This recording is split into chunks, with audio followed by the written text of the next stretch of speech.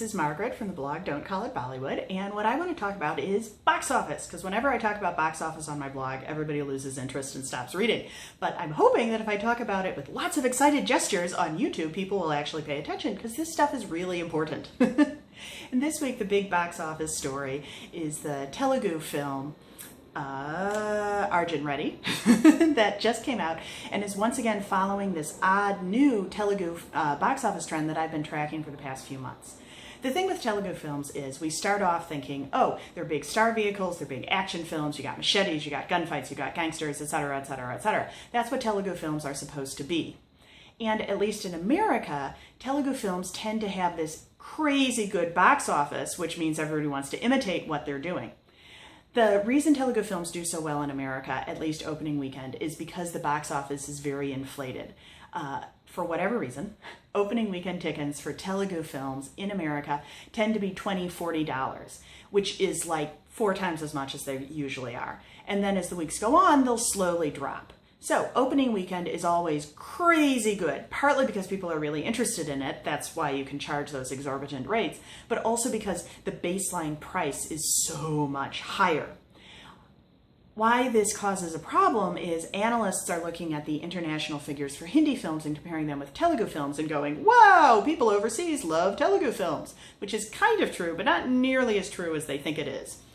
The Hindi films are selling as many tickets, but they're selling tickets at regular prices, $8, $10, $12, not this crazy high price. So opening weekend is always going to be bigger for a Telugu film. That's like the baseline expectation. Where you run into problems is things like the weekend where Tube Light opened. So Tube Light comes out, does not make any money, essentially, in America. DJ comes out that same weekend, big star Telugu film, makes, $4,000, $5,000 per screen in America. People say, oh my gosh, DJ is stealing Tube Light's market. People are rushing to this Telugu film and ignoring this Hindi film, what's going on, blah, blah, blah, blah, blah. But if you've actually been paying attention, DJ is doing average for the kind of film it is, for a big star film opening weekend from the Telugu market in America. It's just doing kind of okay.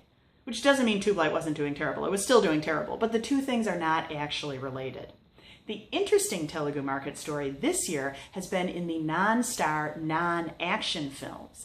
The first one I think was Ninu Kori, came out, no big name. Nani was the biggest name in it. He did great in Iga, obviously, a few years back, but that was more about the whole film, not himself as a star. He's still kind of a star on the rise. And it's an offbeat story. It's a love story, minimal fight scenes, no gangsters, no machetes, none of that stuff we're used to.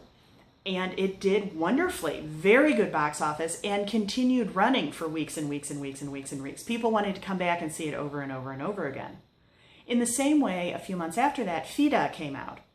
Again, a little offbeat, no major stars in it, and a relationship drama kind of film, not a machetes and gunfights and gangsters kind of film.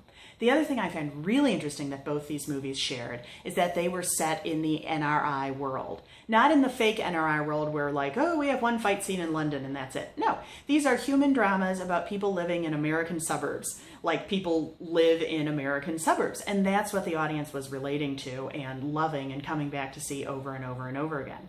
And then this week we have Arjun Reddy.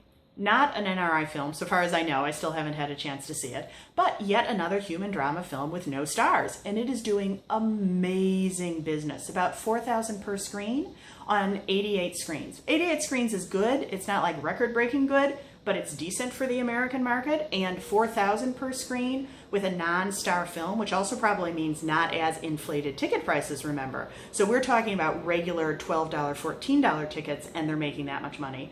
That's just crazy. That's amazing. At the same time, what I find really fascinating is that there's a big deal Tamil film that opened this week on many more screens than Arjun Reddy, with a big name star who has a massive following, etc., etc., etc. Tamil films, like Telugu films, tend to have an inflated opening weekend ticket price. Not as inflated, but still higher than the regular tickets. And for that same reason, they tend to have very high opening weekend box office. This movie, terrible box office, just slightly over $1,000 per screen, which is no good at all. So here's what I think is happening.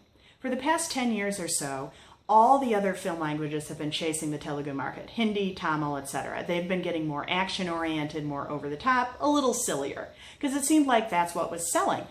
Their markets were dropping off, the Telugu market was holding steady, so everybody's running after that. You get Dabang, you get Wanted, you get all of these films like that. Now, everybody else is still running after that market. We still have the Tamil action films opening with the big stars headlining it. Obviously, we still have that going on in Hindi cinema as well. We've got Badshaho coming out next week. But the Telugu market is once again, I think, ahead of the curve. They've jumped and said, we're not focusing on the action films so much anymore. We're beginning to experiment a little bit with the relationship dramas. Just a little bit. They still have plenty of action films coming out, but clearly the audience is going to the relationship dramas, and I hope the producers and filmmakers are going to follow the audience and head more and more in that direction.